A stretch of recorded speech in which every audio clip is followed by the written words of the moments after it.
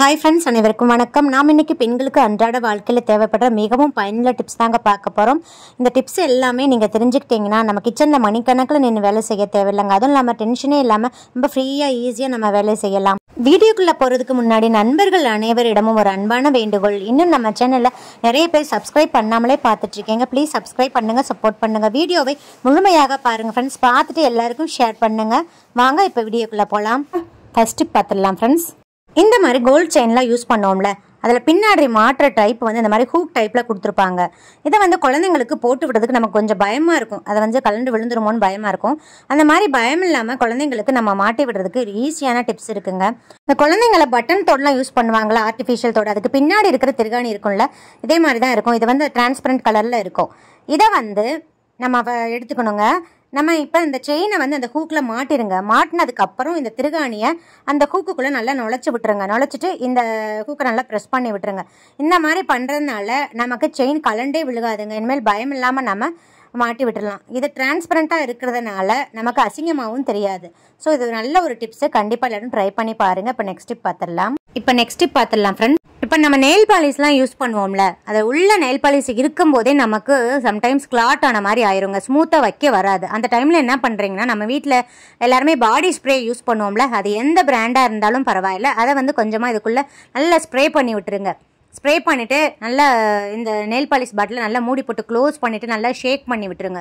ஒரு 5 நிமிஷம் ஷேக் பண்ணிவிட்டு அதுக்கப்புறம் வச்சு பாருங்கள். நல்லா ஸ்மூத்தாக கிளாட்டே இல்லாமல் ஸ்மூத்தாக வைக்க வருங்க. கண்டிப்பாக இந்த டிப்பு நல்ல எஃபெக்டிவாக இருக்கும். ட்ரை பண்ணி பாருங்கள். இப்போ நெக்ஸ்ட் டிப் பார்த்துடலாம்.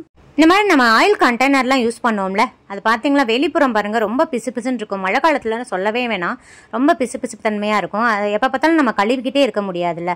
அதுக்கு என்ன பண்ணுறீங்கன்னா, இதே மாதிரி அரிசி மாவு இருக்கும்ல, அதை எடுத்துக்கோங்க. அதை வந்து நல்லா அப்ளை பண்ணிவிட்டு இதே மாதிரி ஒரு கிளாத்தை வச்சு நல்லா தொடச்சி விட்டுருங்க. இந்த மாதிரி துடைக்கிறதுனால அந்த அரிசி மாவு அந்த எண்ணெய் பசையெல்லாம் நல்லா இழுத்துட்டு நமக்கு கொஞ்சம் கூட அந்த பிசு பிசுப்பு தன்மை இல்லாமல் இருக்குங்க. அதே மாதிரி நம்ம ஹேர் ஆயிலெலாம் யூஸ் பண்ணோம்ல, அதுக்குமே நம்ம இந்த அரிசி மாவு நல்லா தடவி விட்டுருக்கோங்க. கிட்ட அரிசி மாவு இல்லைன்னா கோதுமை மாவை யூஸ் பண்ணி கூட நம்ம இந்த மெத்தடை பண்ணலாங்க. இது நல்ல ஒரு எஃபெக்டிவாக இருக்கும். கண்டிப்பாக ட்ரை பண்ணி பாருங்கள். அடிக்கடி நம்ம கழுவிட்டுருக்க தேவையில்லை. இப்போ நெக்ஸ்ட்டு பார்த்துடலாம் ஃப்ரெண்ட்ஸ். இந்த மாதிரி பிளாஸ்டிக்கில் வாட்டர் டிஸ்போசர்னே கிடைக்குங்க. இது எல்லா ஹார்ட்வேர் ஷாப்லையும் கிடைக்கும். நம்ம இதை வச்சு ஈஸியாக ஃப்ரிட்ஜை வந்து க்ளீன் பண்ணிடலான்னு நீங்கள் நம்ப மாட்டீங்க. ஒரு நொடியில் க்ளீன் பண்ணிடலாம் ஃப்ரெண்ட்ஸ். அந்த ஃப்ரிட்ஜுக்கு பின்னாடி கப்பு மாதிரி இருக்கும்ல, அது தண்ணி கலெக்ட் ஆகிட்டே இருக்கும். அதை நம்ம எடுத்து ஊற்றிட்டு அதை நம்ம க்ளீன் பண்ணிகிட்டே இருக்கணும். அது ரொம்ப கஷ்டமாக இருக்கும். ஆனால் இந்த வாட்டர் டிஸ்போசர் இருந்துச்சுன்னா ஈஸியாக நம்ம க்ளீன் பண்ணிடலாங்க. அது எப்படி நான் டெமோ காமிக்கிறேன் பாருங்கள். இப்போ இந்த வயருக்கு பார்த்தீங்களா, இதை வந்து நம்ம அந்த கப்புக்குள்ளே வச்சு விட்டுருணும். ஃப்ரிட்ஜுக்கு பின்னாடி இருக்கிற கப்பில் வச்சுட்டு இங்கே தான் ஒரு லாக் போர்ஷன் கொடுத்துருப்பாங்க. இது ஓப்பன் லாக் அப்படின்னு கொடுத்துருப்பாங்க. இதை நம்ம வச்சுட்டு இதை வந்து நம்ம லாக் பண்ணிக்கணும். லாக் பண்ணிவிட்டு இதை நம்ம ஒரு ப்ரெஷ் கொடுத்தோம்னா, இதை இப்படி ப்ரெஷ் கொடுத்தோம்னா இந்த தண்ணி ஃபுல்லாக இங்கே வந்து கலெக்ட் ஆகி நின்றுக்குங்க. ஒரே ஒரு ப்ரெஷ் கொடுத்தாவே போதும், தண்ணி ஃபுல்லாக கலெக்ட் ஆகி வந்து நின்றுக்கும். அதுக்கப்புறம் நம்ம இதை ஓப்பன் பண்ணிட்டோம்னா, ஓப்பன் பண்ணிவிட்டு ஒரு மக்கோ பக்கெட்டை நம்ம வச்சுருப்போம்ல, அதை நம்ம இதை வச்சு விட்டுருணும். அது பாட்டுக்கு தண்ணி வந்துகிட்டே இருக்கும். ஒரு தடவை நம்ம ப்ரெஷ் பண்ணிவிட்டு இதை ஓப்பன் பண்ணிட்டாவே போதுங்க. க்ளோஸ் பண்ணிவிட்டு ப்ரெஸ் பண்ணணும். அதுக்கப்புறம் நம்ம ஓப்பன் பண்ணிட்டோம்னா தண்ணி வந்துகிட்டே இருக்கும். 2 கப்பு இருக்கும். ஸோ ஒரு கப்பு நம்ம ஃபுல்லாகும், இன்னொரு கப்பில் நம்ம வச்சுக்கலாம். இதை நம்ம எப்படி பண்ணலாம் நான் இன்னொருத்தர காமிக்கிறேங்க பாருங்கள். ஃப்ரிட்ஜில் வச்சு நான் காமிக்கிறேன் பாருங்க. ஃப்ரிட்ஜுக்கு பேக் சைடில் இருக்கிற அந்த தண்ணி இருக்கிற கப்புக்குள்ளே இந்த வாட்டர் டிஸ்போசரோட ஒரு முனையை வச்சுட்டேன். இன்னொரு முனையை வந்து நான் இதே மாதிரி மக்குக்குள்ளே வச்சு விட்டேங்க. இப்போ நான் நல்லா லாக் பண்ணிகிட்டே ப்ரெஸ் பண்ணிவிட்டு இப்போ நான் ஓப்பன் பண்ணிட்டேன் பாருங்கள். ஒரே ஒரு ப்ரெஸ் தான் கொடுத்தேன். ப்ரெஸ் பண்ணிவிட்டு நான் ஓப்பன் பண்ணிட்டேன் பாருங்கள். தண்ணி வந்துகிட்டே இருக்குது பாருங்கள். நான் நல்லா தூக்கி காமிக்கிறேன் உங்களுக்கு தெரியறதுக்கோசரம். நான் ப்ரெஸ்ஸே பண்ணலை. ஒரு டைம் ப்ரெஸ் பண்ணால் தான் தண்ணி அது பாட்டுக்கு வந்துக்கிட்டே இருக்கும் ஃப்ரெண்ட்ஸ். இப்போ வந்து இந்த மக்கில் தண்ணி நிரம்பவும் அந்த வந்து லாக் போர்ஷனை வந்து நான் க்ளோஸ் பண்ணிவிட்டு இந்த மக்கில் இருக்க தண்ணி டிஸ்போஸ் பண்ணிவிட்டு மறுபடியும் நான் இந்த மக்கை வச்சுட்டு மறுபடியும் நான் ஓப்பன் பண்ணிட்டேன் பாருங்கள். தண்ணி வந்துகிட்டே இருக்குது.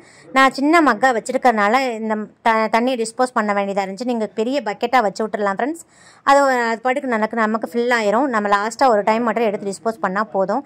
ஸோ இந்த மெத்தட் ரொம்ப எஃபெக்டிவாக இருக்கும். நம்ம ஒவ்வொரு டைமும் இதை நம்ம வச்சு விட்டு நம்ம வேலையை பார்க்கலாம். அது பாட்டு ஃபில் ஆயிரும் ஃப்ரெண்ட்ஸ் நமக்கு. இப்போ இதோட விலை பார்த்தீங்கன்னா 50 ரூபா தான். இது எல்லாருமே வாங்கி வச்சுக்கோங்க, ரொம்ப யூஸ்ஃபுல்லாக இருக்கும். கண்டிப்பாக இதை ட்ரை பண்ணி பாருங்கள், எல்லாருக்கும் ஷேர் பண்ணுங்கள். இப்போ நெக்ஸ்ட் பெண் குழந்தைகள் இருக்கிற வீட்டில் அவங்களுக்கு தலை சீவும் போது இந்த டிக்டாக் கிளிப்பை தேடுறதுக்குனே ரொம்ப டென்ஷனாக இருக்குங்க. அவங்களோட ஹேர் பேண்ட் இதெல்லாம் கண்ணிடத்தில் வச்சு விட்ருவாங்க. அது நமக்கு பெண் குழந்தைகள் இருக்கிற வீட்டில் தான் தெரியும். நான் அவ்வளோ டென்ஷனாக இருக்கும். ஸோ அதுக்குன்னு தனியாக நம்ம ஆர்கனைசர் வாங்க தேவையில்லைங்க. இந்த மாதிரி யூஸ் அண்ட் த்ரோ கப் இருந்துச்சுன்னா நம்மக்கிட்ட இருக்கிற ஸ்வீட் பாக்ஸை பயன்படுத்தியவும் நம்ம உள்ள எல்லாத்தையுமே ஒரே பாக்ஸ்லேயே அரேஞ்ச் பண்ணிடலாம். இந்த மாதிரி இருக்கிற பட்சத்தில் நம்ம எல்லாத்தையும் ஒரே பாக்ஸில் வைக்கிறதுனால தலை சீவும் போது ஈஸியாக அக்சஸ் பண்ணிடலாங்க. இதை வந்து நான் சின்ன பாக்ஸில் 3 கப் வச்சு மட்டும் அரேஞ்ச் பண்ணி காமிச்சிருக்கேன். நீங்கள் நல்ல பெரிய பாக்ஸ் எடுத்திங்கன்னா ஒரு 5-6 கப்பு கூட உள்ளே வச்சுக்கிட்டு அவங்களோட ஸ்டட்டு, அப்புறம் செயின், ரிப்பனு, ரெகுலராக கட்டிட்டு போகிற ரிப்பன் எல்லாத்தையும் ஒரே பாக்ஸில் வச்சுக்கிட்டிங்கன்னா காலையில் எந்த டென்ஷனும் இல்லாமல் ஈஸியாக அவங்கள கிளப்பி ஸ்கூலுக்கு அனுப்பிச்சிடலாங்க. ஸோ இந்த டிப்ஸ் உங்களுக்கு ரொம்ப எஃபெக்டிவாக இருக்கும். இந்த டிப்ஸ் பிடிச்சிருந்தா ஒரு லைக், ஷேர், கமெண்ட் பண்ணுங்கள்.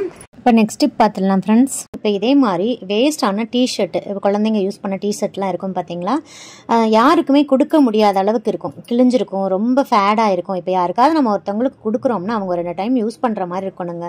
ஸோ அந்த மாதிரி கொடுக்குறது தான் நமக்கும் நல்லது. இது வந்து யூஸ் பண்ணவே முடியாத அளவுக்கு இருக்கிறதுனால இதை வந்து நம்ம யூஸ் பண்ணுற பொருளாக மாற்றிக்கலாங்க. எப்படி மாற்றலாம்னா, இப்போ இந்த டிஷர்ட்டை வந்து பேக் சைடில் திருப்பிக்கோங்க.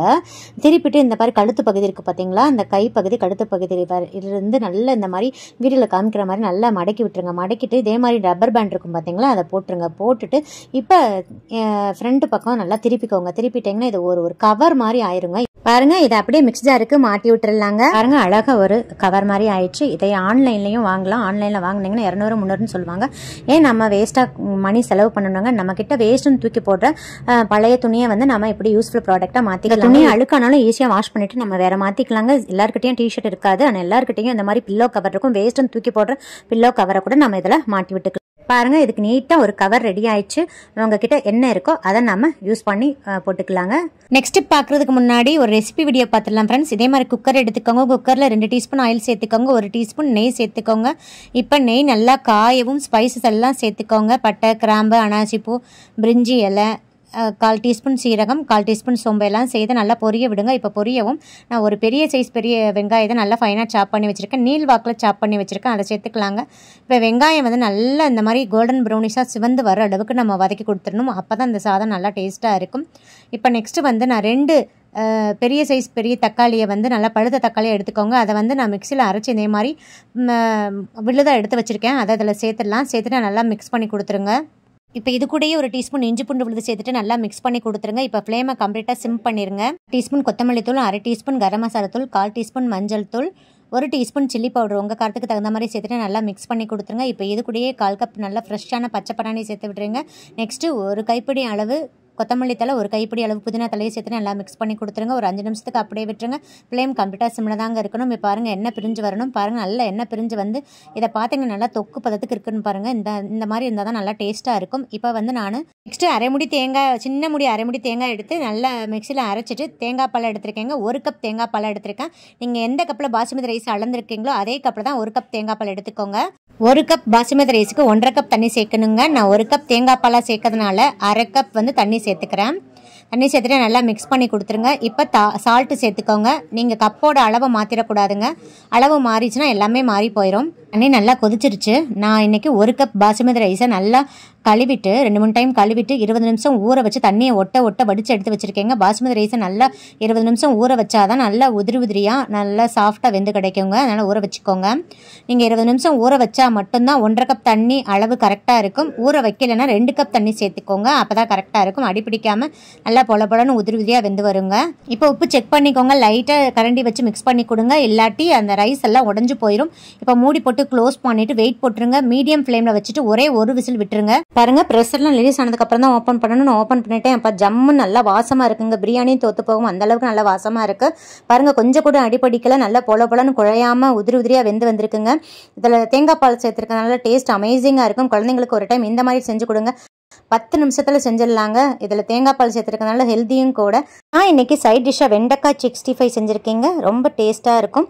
கண்டிப்பாக இந்த தக்காளி சாதத்தை ட்ரை பண்ணி பாருங்கள், எப்படி இருக்குன்னு சொல்லுங்கள். இப்போ நெக்ஸ்ட் டிப் பார்த்துலாம் ஃப்ரெண்ட்ஸ். இதே மாதிரி இடிக்கிற உரல் இருந்தால் எடுத்துக்கோங்க. நான் இன்றைக்கி 2 பெரிய பல் பூண்டு சேர்த்து விடுறேன். தோலோடு தாங்க சேர்க்குறேன். இது கூடயே 2 பிரியாணி இலையை நல்லா பிச்சுட்டு சேர்த்துக்கோங்க. இப்போ நல்லா தட்டிடுங்க, நல்லா அரைச்சி விட்டுருங்க. உங்ககிட்ட இடிக்கல் இல்லைன்னா நீங்கள் மிக்சியில் கூட கொஞ்சமாக தண்ணி சேர்த்து இதை அரைச்சிக்கலாங்க. இப்போ இதை அரைச்சதை வந்து ஒரு பவுலில் சேர்த்து விட்டுருங்க. சேர்த்துட்டு ஒரு கிளாஸ் தண்ணி சேர்த்து நல்லா மிக்ஸ் பண்ணி கொடுத்துருங்க. இது கூடயே நான் ஒரு கற்பூரத்தை சேர்த்துக்கிறேங்க. கற்பூரத்தை நல்லா தூள் பண்ணி சேர்த்துட்டு நல்லா மிக்ஸ் பண்ணி கொடுத்துருங்க. ஒரு அரை மணி நேரம் அப்படியே விட்டுருங்க. அப்போ தான் நம்ம சேர்த்துருக்குற அந்த பிரியாணி இலை, கற்பூரம், அப்புறம் அந்த பூண்டோட எசன்ஸ்லாம் தண்ணியில் இறங்குங்க. இப்போ பாருங்கள், அரை மணி நேரம் ஆயிடுச்சு. இப்போ இதே மாதிரி ஒரு வடிகட்டி யூஸ் பண்ணி நல்லா வடிகட்டிடுங்க. இப்போ இந்த தண்ணியை வந்து இதே மாதிரி ஒரு ஸ்ப்ரே பாட்டில் ஊற்றிக்கோங்க. உங்ககிட்ட ஸ்ப்ரே பாட்டில் இல்லைன்னா வேஸ்ட் ஜூஸ் பாட்டில் இருக்கும்ல, அதில் இந்த தண்ணியை ஊற்றிட்டு அந்த ஜூஸ் பாட்டிலுக்கு மேலே இருக்கிற அந்த மூடியில் வந்து ஃபுல்லாக ஓட்டை போட்டு வச்சுக்கோங்க. இப்போ பாருங்கள், நமக்கு கரப்பாம்பூச்சி வராமல் தடுக்கிறதுக்கான ஸ்ப்ரே ரெடி ஆயிடுச்சுங்க. இப்போ நம்ம இதை எங்கே யூஸ் பண்ணலான்னு பார்க்கலாம். இப்போ நம்ம கிச்சன் ஸ்டவ் இருக்கும் பார்த்தீங்களா, அங்கே வந்து நல்ல இந்த சாப்பாடு செஞ்ச எல்லாத்தையுமே நல்லா க்ளீனாக தொடச்சிட்டு இந்த ஸ்ப்ரே வந்து நைட் வந்து ஸ்ப்ரே பண்ணி விட்டுருங்க. ஏன்னா நைட்டில் தான் கரப்பாம்பூச்சி அதிகமாக வருங்க. ஆனால் ஸ்டவ்வில் வந்து ஏதாவது செஞ்சிருந்துச்சுன்னா அந்த ஸ்மெல்லுக்கே வரும். அதனால் நல்லா தொடச்சிட்டு இந்த ஸ்ப்ரே அடிச்சு விட்ருங்க. அதே மாதிரி ஸ்டவ்வுக்கு பின்னாடி இருக்கிறதுலையும் அடிச்சு விட்ருங்க. ஸ்டவ்வுக்கு ஆப்போசிட் இருக்க டைல்ஸ் இருக்குது பார்த்தீங்களா, அங்கேயும் அடிச்சுட்டு நல்லா இந்த மாதிரி கிளாத்தை வந்து தொடச்சிருங்க. அப்புறம் நெக்ஸ்ட்டு வந்து இம்பார்ட்டன்ட் நம்ம பார்க்க வேண்டியது சிங்க்கு தாங்க. சிங்க்கில் வந்து நம்ம பாத்திரம் எதுவுமே வச்சிருக்கக்கூடாது. நைட்டு ஃபுல்லாக எல்லா பாத்திரத்தையும் கம்ப்ளீட்டாக கழுவி கவுத்துருங்க. ஏன்னா அந்த பாத்திரம், அந்த எச்சி பாத்திரத்தோட ஸ்மெல்லுக்கே வந்து கரப்பாம்பூச்சி அந்த அவுட்லெட் வழியாக உள்ளே வருங்க. ஸோ அதனால் பாத்திரத்தெல்லாம் கழுவிட்டு நல்லா சிங்கை தொடச்சிட்டு என்ன பண்ணுறீங்கன்னா இந்த சொல்யூஷனை அதில் ஊற்றி விட்டுருங்க. ஊற்றிட்டு அந்த ஹோலுக்கு அந்த சல்லடிக்கு மேலே இதே மாதிரி ஒரு டப்பாவை கவுத்து வச்சுருங்க. இந்த மாதிரி நம்ம ரெகுலராக செய்கிறதுனால கரப்பாம்பூச்சி நம்ம வீட்டு பக்கமே வராதுங்க. அதுவும் இல்லாமல் அந்த பூண்டு, அந்த பிரியாணி எல்லாம் அந்த கற்பூரம் வாசமே கரப்பாம்பூச்சிக்கு ஆகாது. அப்புறம் நெக்ஸ்ட்டு வந்து அந்த கீழே அந்த பைப் இருக்கிற இடத்துலையும் ஊற்றி விட்டுருங்க. அதே மாதிரி அந்த பாத்ரூமில் அவுட்லெட் இருக்கும் பார்த்தீங்களா, அங்கேயும் இந்த சொல்யூஷனை ஊற்றி விட்டுருங்க. நெக்ஸ்ட்டு வாஷ் பேஷன்லையும் ஊற்றி விட்டுருங்க. இந்த மாதிரி ரெகுலராக நம்ம செஞ்சுக்கிட்டே வர வர வர நம்ம வீட்டு பக்கமே கரப்பாம்பூச்சி எட்டி கூட பார்க்காதுங்க. மேக்ஸிமம் வந்து கிச்சனில் வந்து நைட்டு வந்து சமைச்ச பாத்திரத்தை போடாதீங்க. அதே மாதிரி ஸ்டவ்வை ஃபுல்லாக நல்லா க்ளீன் பண்ணிடுங்க. அந்த க்ளீன் இல்லாத ஸ்மெல்லுக்கு தான் நம்ம வீட்டுக்கு கரப்பாம்பூச்சியே வருங்க. ஸோ இந்த டிப்ஸ் எல்லாம் ஃபாலோ பண்ணிங்கன்னா உங்கள் வீட்டு பக்கம் ஒரு கரப்பாம்பூச்சி கூட வராதுங்க. இப்போ நெக்ஸ்ட் டிப் பார்க்கலாம். இப்போ இதே மாதிரி டிரான்ஸ்பரண்ட்டாக இருக்கிற மாதிரி ஸ்வீட் பாக்ஸ் சம்டைம்ஸ் நமக்கு கிடைக்குங்க. இதை வந்து தூக்கி போடாதீங்க, இதை நம்ம சூப்பராக ரீயூஸ் பண்ணிக்கலாம். இப்போ இந்த பாக்ஸோட டாப்பை வந்து கத்தியை வந்து நல்லா தீயில காமிச்சிட்டு லைட்டாக வந்து ரெக்டாங்கிள் ஷேப்பில் வந்து நீங்கள் கட் பண்ணிக்கோங்க. தீயில காமிச்சிட்டு கட் பண்ணிங்கன்னா ஈஸியாக கட் பாருங்க. இப்போ கொஞ்சம் பெரிய ஓட்டையாக நல்லா கட் பண்ணியாச்சு. இப்போ நம்ம இதில் என்ன வச்சு ஆர்கனைஸ் பண்ண போகிறோம்னா டிஷ்யூ பேப்பரை வச்சு தாங்க ஆர்கனைஸ் பண்ண போகிறோம். டிஷ்யூ பேப்பரை மொத்தமாக இதுக்குள்ளே வச்சு நல்லா லாக் பண்ணிக்கோங்க. இப்போ இந்த ஹோல் வழியாக நம்ம ஒவ்வொரு டிஷ்யூ பேப்பரை எடுத்துக்கலாங்க. இது ரொம்ப ஈஸியாக இருக்கும். கண்டிப்பாக ட்ரை பண்ணி பாருங்கள். இப்போ நெக்ஸ்ட் பார்க்கலாம் ஃப்ரெண்ட்ஸ். இதே மாதிரி ரவுண்டான ஸ்வீட் பாக்ஸ் இருக்கும்ல, இதை வேஸ்ட்டுன்னு தூக்கி போடாதீங்க. இதை நல்லா கழுவிட்டு தொடச்சி வச்சுக்கோங்க.